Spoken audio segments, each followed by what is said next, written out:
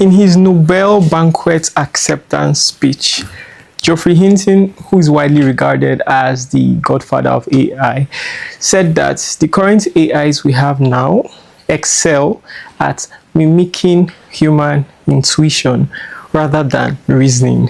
Now, very interesting statement for him to make, given the fact that these days every new iteration of generative AI models is called a reasoning model. So we keep attributing the word reasoning to them and giving them that faculty of reasoning that we know they don't have. But when Geoffrey Hinton said this, he also hinted at a few other things. He went further to talk about the short-term risks of AI, like ethical problems with biases and filter bubbles, such that you see people using AIs to perpetuate certain agendas, certain narratives, and putting people in, a mindset. There's also the fact that they could be used to make very deadly bioweapons and a ton of other things. So he just generally talked about these things. Then right after he said that, we started to see more and more conversations around whether AIs will take your jobs and what exactly is the future of humanity based on things he has said. Now, I will try to answer the question whether AIs will take your jobs or not. But I'll start by painting a picture for you. So sometime last year, the Associated Builders and Contractors Association of America, that's like an association of skilled tradesmen, electricians, carpenters, plumbers, and things like that. So they released a memo saying that last year they would need about 500,000, that's 500,000 skilled workers, and this year they would need almost the same, like about 450,000. The reason they said that was because they noticed a drastic shortage. Now, this year, we've heard people like the founder of NVIDIA, Jensen Huang, say things like the job of the future would be plumbing, and plumbers, electricians, carpenters would generally be super sought after. We've also heard people like the CEO of OpenAI say same. Now, if you just put two and two together, it's easy to see why. Jensen Huang recently invested about $100 billion in OpenAI to support the building of new data centers. To build the average data center of the size they're looking at, it takes about 1,500 construction workers. Now, so they know there's a shortage, and so they are painting this story that the future will need people like plumbers, electricians, carpenters, and all that kind of stuff, so that young people would decide to start going into these things. Even the CEO of BlackRock even mentioned that he spoke to the Trump team about the shortage of skilled workers, that they need a lot of them to build data centers. So the real gold mine is data centers, and they are lying to people that AIs will take other jobs, but the jobs that will be protected and insulated against the influence of AI will be this skilled workforce. It's really not true. They just need a lot of people to get interested in these things so that they can build their data centers. You can actually just by yourself do the research and know whether they are saying the truth or not. If someone claims that the billionaires of the future will be plumbers, isn't it common sense for such a person to either start learning to become a plumber or invest in plumbing businesses? Like, does it not just make sense that if you believe that the billionaires of the future will be in this area, you'd want to align yourself with them? However, we don't see any such movement with Jensen Huang. They actually don't care about these jobs. They're just telling you that this will be the jobs of the future, so that you jump into this train, because you're scared that, oh, my job will probably be useless in no time.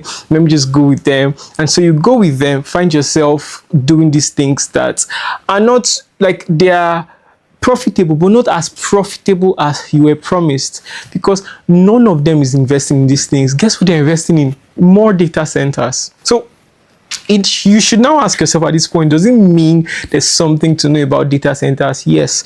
Data centers are really the heart and backbone of pretty much this AI boom, which is why we see Nvidia getting as profitable as it has in recent years, because it is their chips that are being used to build these data centers. So they've just gotten super profitable. Every reasonable and sensible AI company should have multiple data centers across the world, and that's what they are looking at. That's where they're investing in. Companies that are doing these things are the ones that are actually booming. So if you just ask yourself and you follow the money trail, it's easy to see that that's the reality of what they are saying whenever they say the jobs of the future would be plumbing, and they're please don't believe it. Don't believe it. It really just means that they've seen that they have a need for these things. In fact, the CEO of BlackRock actually even said that he was also talking to the Trump team about the fact that the loss of immigrants, who usually make a bulk of the skilled labor workforce, has caused a very, very drastic change in the industry, and that they need to build data centers and they need these guys. That's it. They just need tools. That's sincerely it. But they've painted the story in such a way that you'd be inspired and you sincerely feel they care about you. They really don't. They need to make some more money, and they need you to be able to make that amount of money. So they are painting, really putting out this narrative, to make you feel like this is what you need to do. And speaking of narratives, the reason why these kind of narratives have been very prevalent and are working is because of something that is, rightly called narrative bias. So narrative bias is simply a cognitive bias that gives someone the tendency to see patterns and stories in random data instead of actually following what the data says. So you just believe that there is a story in everything. Just that's what they are taking advantage of, because it's easy to say that because of the way AIs are going, this is what's going to happen. So without deep reasoning, without deep thought or any research, it's easy to believe that this story is actually correct. And because we've all been primed by all the sci-fi movies since we're growing up, where we see these super intelligent AIs doing all sorts of cool stuff, it's easy for them to tell us these things and we'll believe, because again, confirmation bias, which is the tendency to interpret information in a way that confirms previously held notions, even in the presence of contrary data. So you've already been primed. It's easier for you to believe what these people are saying when they start talking about the jobs of the future and then you losing your job. So now let's go into the topic of whether or not you're going to lose your job to AI.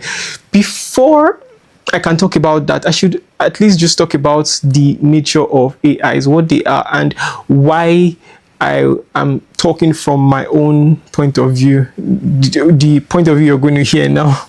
So first off, AIs have been around for a pretty long time, more than 50 years. They've actually been around for a pretty long time. It's just the form in which we can interact with it as, everyday users, it just is very recent, like 3, 4, 5 years. But AIs have been around for a pretty long time, and an AI is simply a system that is created to perform tasks that would usually require human intellect. So anything that will usually just require a human's ability to understand certain things is what an AI is. Now, if we know this is what they are and that they are rapidly advancing, if you just juxtapose that with the kind of jobs that are available and the way in which humanity usually evolves, it's easy to now see a pattern. So because of the nature of AIs as it is now, and of course where we think it's going to,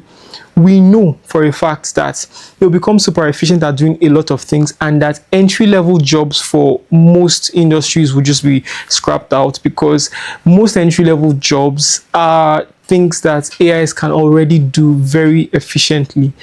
And then over time, even some mid-level roles would also start being wiped out.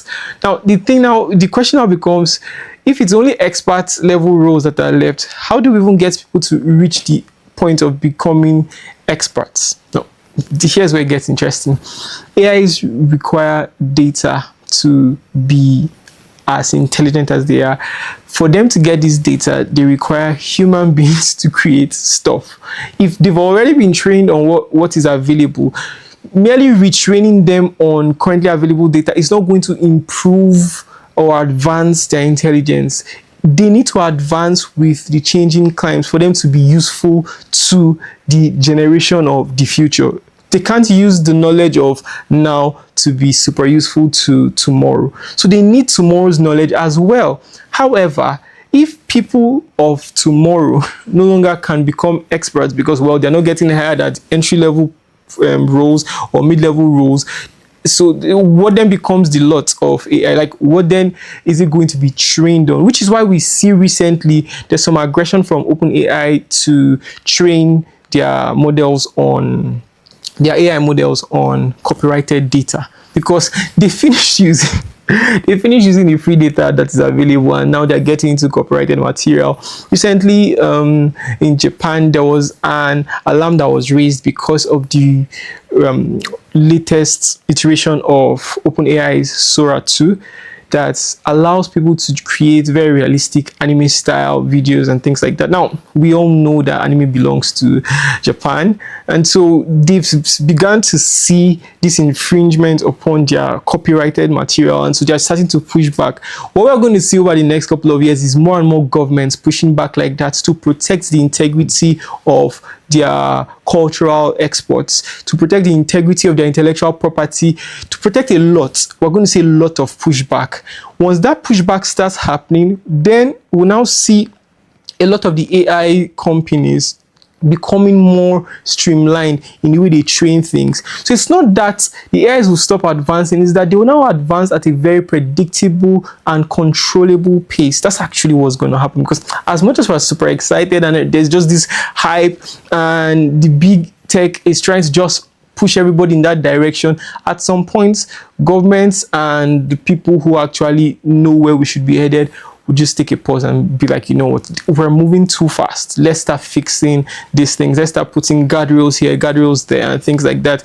And once that starts happening, it will now give a chance for people to grow and become more and more experts in their fields. And then here's where it gets super interesting.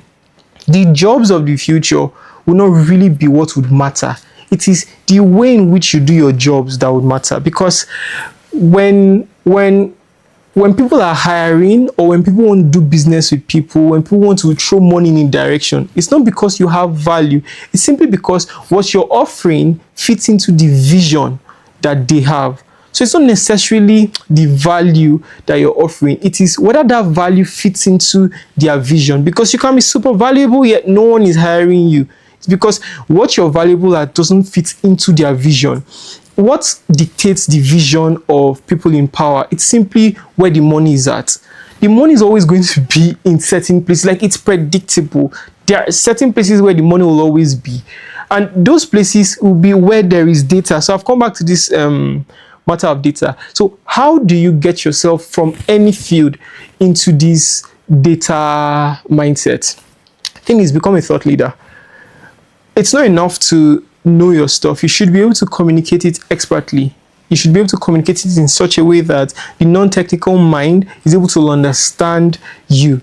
Becoming a thought leader makes you an entry and a focal point for the data in your industry. That's actually now what makes you relevant to the people that have money to push in your direction. So it doesn't matter the industry. That's what I'm trying to tell you. When you're thinking of whether your job will be safe later or not, don't think about your job. Don't think about the industry. Think about how you're doing your job. Are you doing it as a thought leader, or are you merely doing it? That's actually what's going to make the most difference. People that will be scrapped out to just people who are super good and are quiet at what they do. Like, just be quiet and you see yourself being swept away. So it's not really about what you're doing. It's about how you're speaking about what you're doing. It's thought leadership that is going to be the real sought after thing, because as a thought leader, you determine what is accepted as norm. You determine what is accepted as truth in your industry. And that's the kind of data that becomes useful, because you've determined that this is okay. So you're pointing the AIs in the right direction, which is why you're sought after, because you're telling them the kind of data to use to train these AIs and ensure that they can do the job like the people in your industry. So you're really their compass in your industry. That's what you should aim to be, the compass to data in every industry. So just keep that in mind and you should be fine, because really, like I've said, it's not about the jobs. AIs will enter everywhere. So if you're saying these jobs will be saved, they'll enter everywhere. It is who is doing the job and how the person is doing the job that really matters. So if you want to be safe now and into posterity, think about becoming a thought leader. You know, there are specific predictable steps you can start taking today that will turn you into a thought leader tomorrow. So it's something you should think about, and I think you sincerely be super grateful you did. Thank you so much for your time. Until next time.